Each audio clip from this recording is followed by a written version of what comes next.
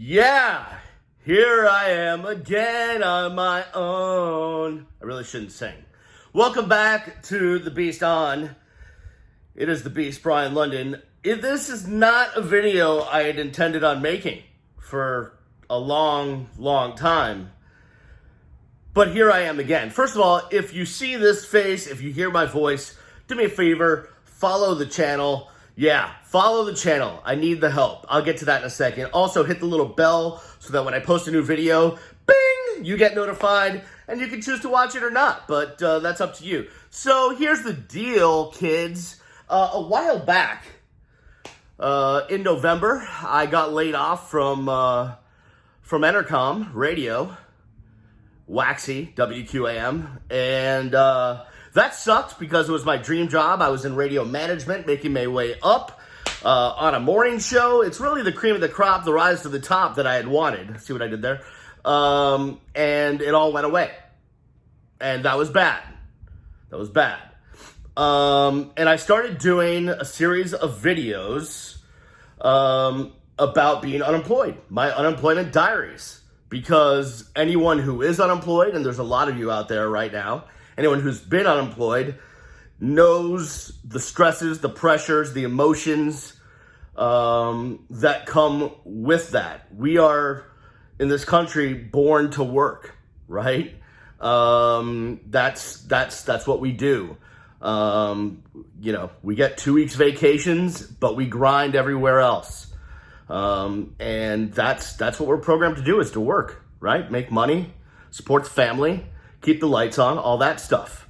So I started making those videos because I knew there was a lot of people out there, and this is pre-pandemic, that were in the same boat.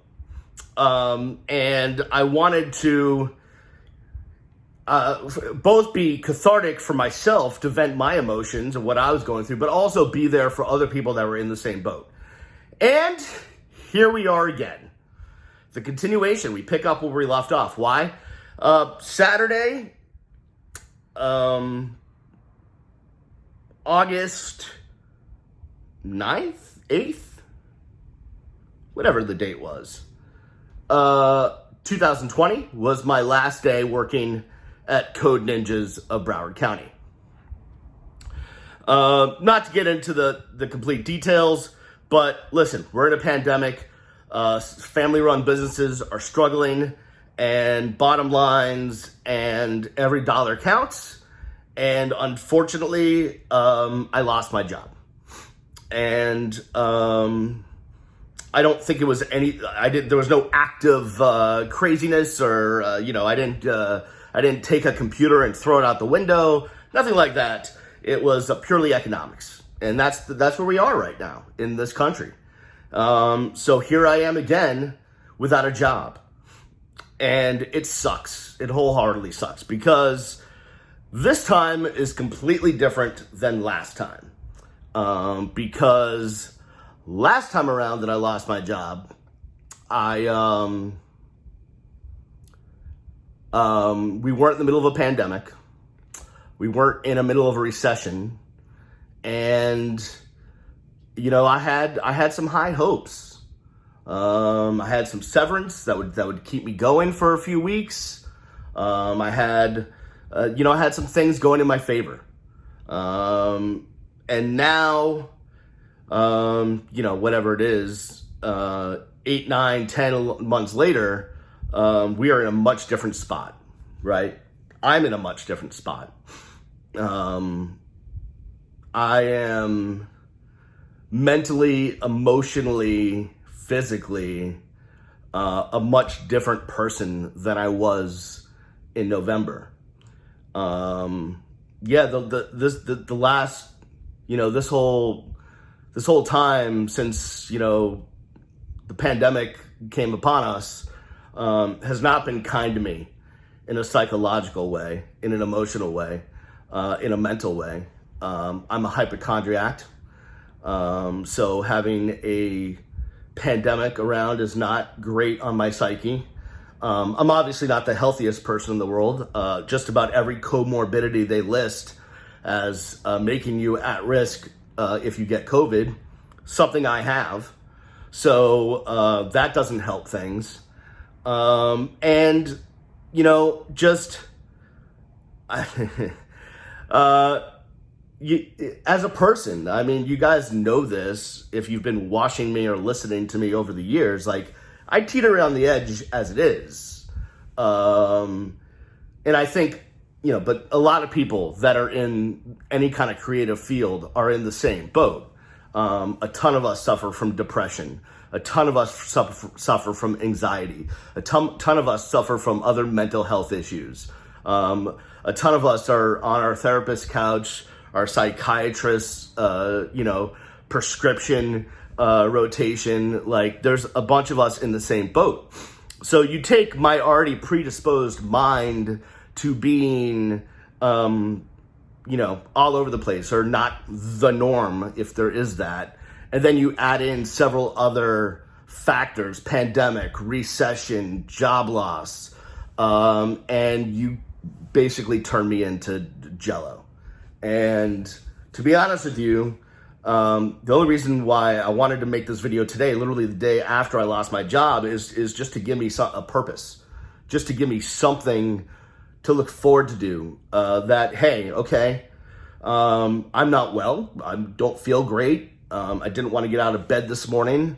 Every little task that I'm supposed to do today seems like it will take monumental strength on my part to get done.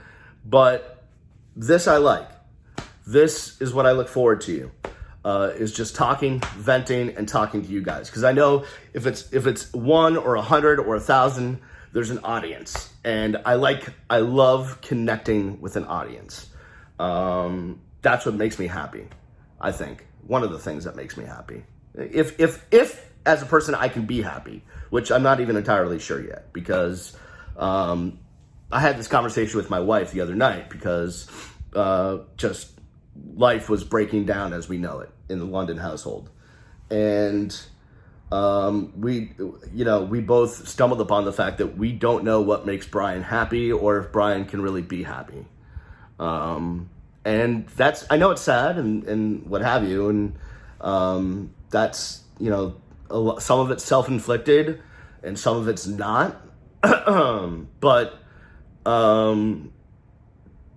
But if that's where I'm starting from, right? Where I don't know if I can be happy in life, if I don't know what makes me happy, at least on a long-term consistent basis. I mean, sure, like a bowl of ice cream, a cookie dough ice cream, makes me really happy for about 10 minutes. And then I realize I just ate ice cream and probably gained 27 pounds. Then I feel incredibly unhappy, right? Like, there's a lot of things that will momentarily make me feel happy, but in a long-term consistent way, make me feel unhappy. So that's where I am in my life. And that's before pandemic, before recession, before another lost job, before all of this.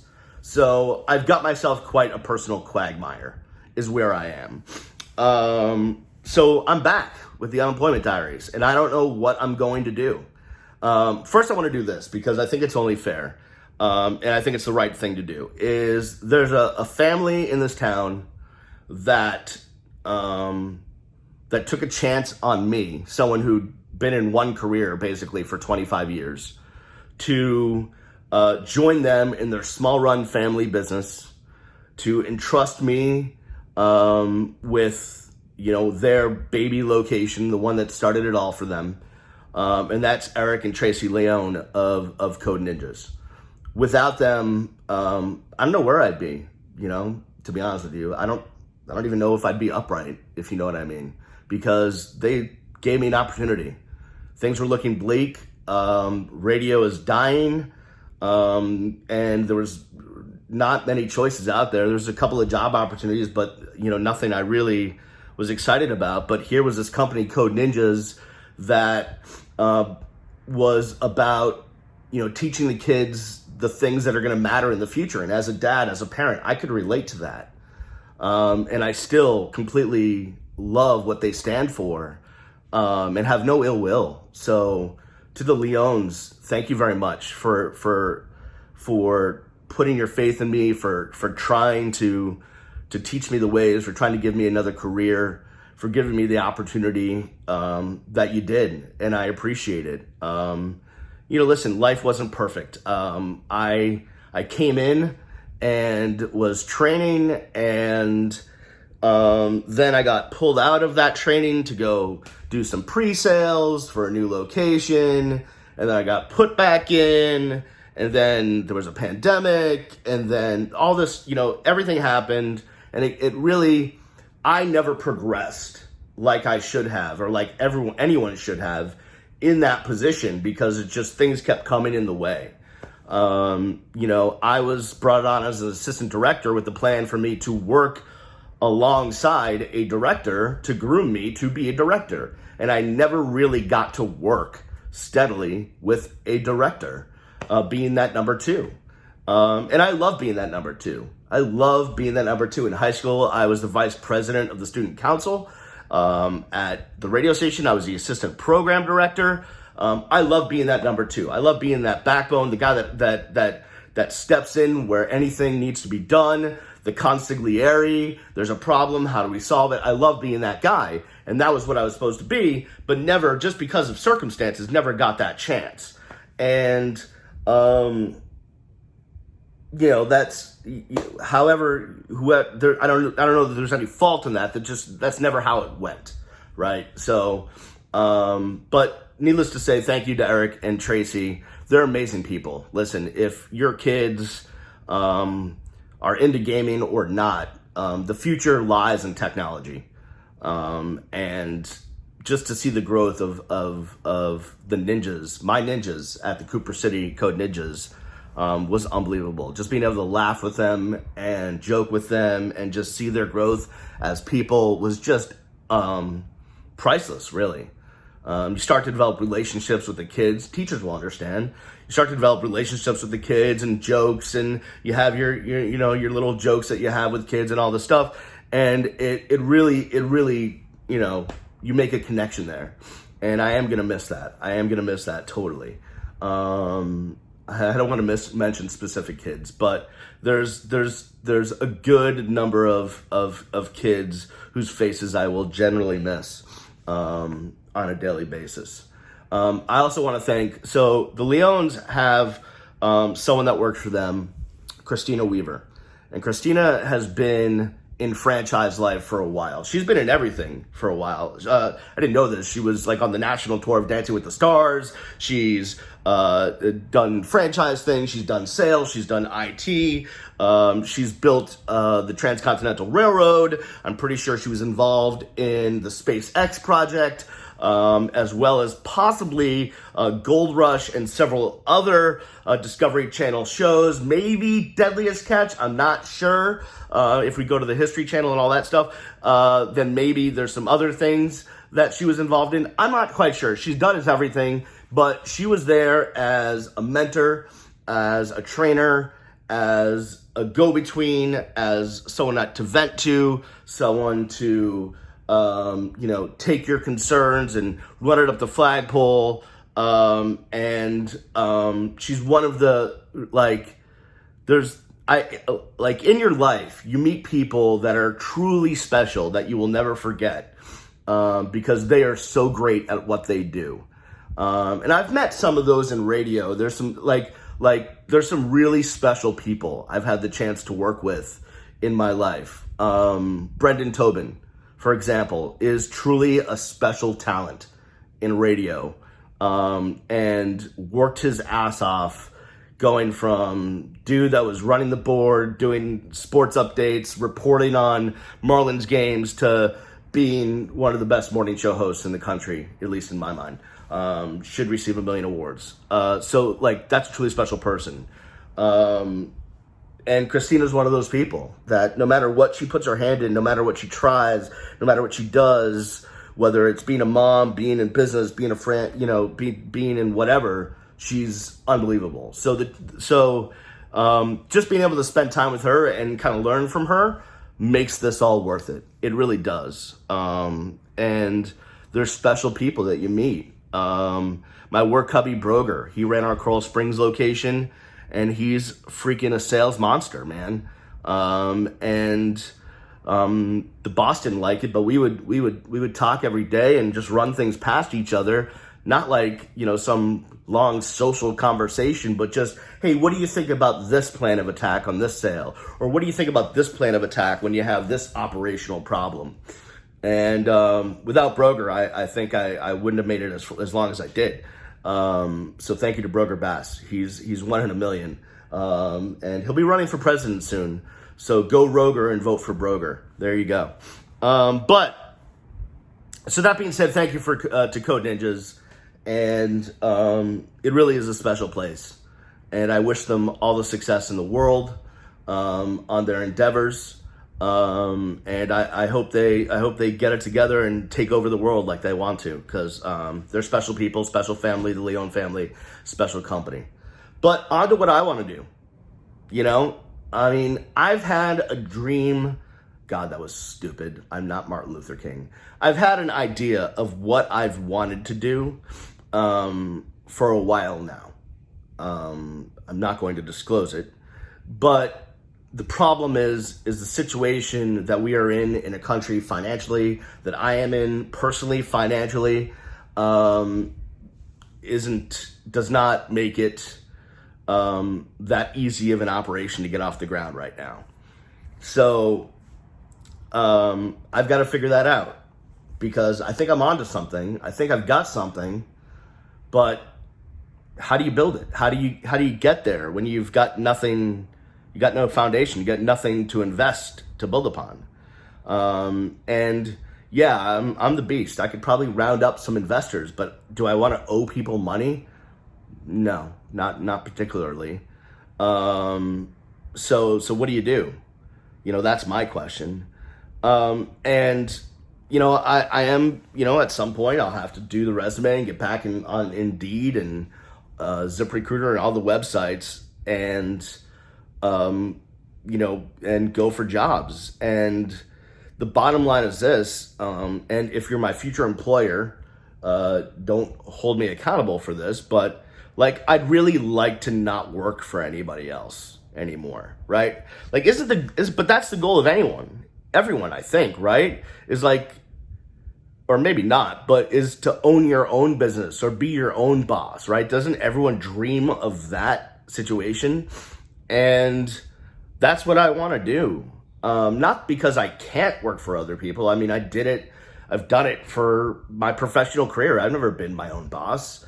But, being 44 years old, I really would like to take a stab at being my own boss and having my own thing.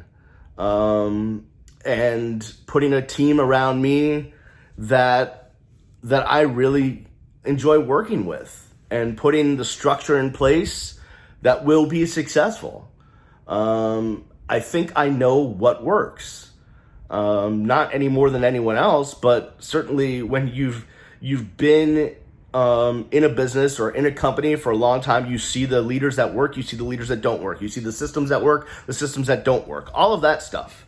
And I think I have a pretty good idea and what would work.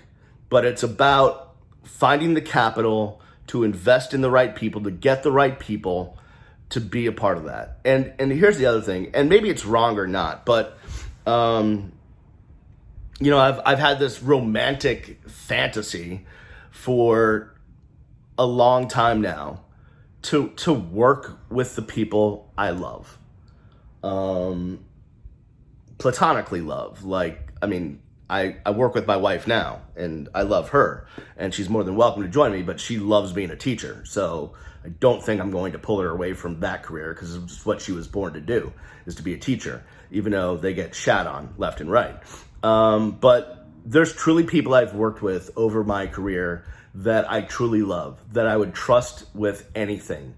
And I know I could reel off names right now, but there's no reason to. And I would like to put a group of people together that I know I could count on, that I know would have my back, that I know I could trust, that I know would not only work hard, but smile and have fun and be great people, and just be fun to be around. Because that's the key with it all, man, is the grind of life is so ridiculously hard outside of work. Just being a dad, being a husband, being a human, being a citizen of this earth at this state and time, at this date and time is incredibly hard. So then if your job life is even harder than that, well, what does that have you? So my goal is to get to the point where my job life, not that it won't be hard work or that it won't be challenging or that it won't take every ounce of me, but that when I do work, I'm having fun and it doesn't feel like work. I think that's everyone's goal, but it takes a really perfect setting and situation for that to happen. So we'll see if we get there. So come along with me. I'm sure there'll be more of these coming soon. It is chapter 2 or section 2 or book number 2 or the sequel of the Unemployment Diaries. But here we are. Thanks for watching. See you when I see you. Peace.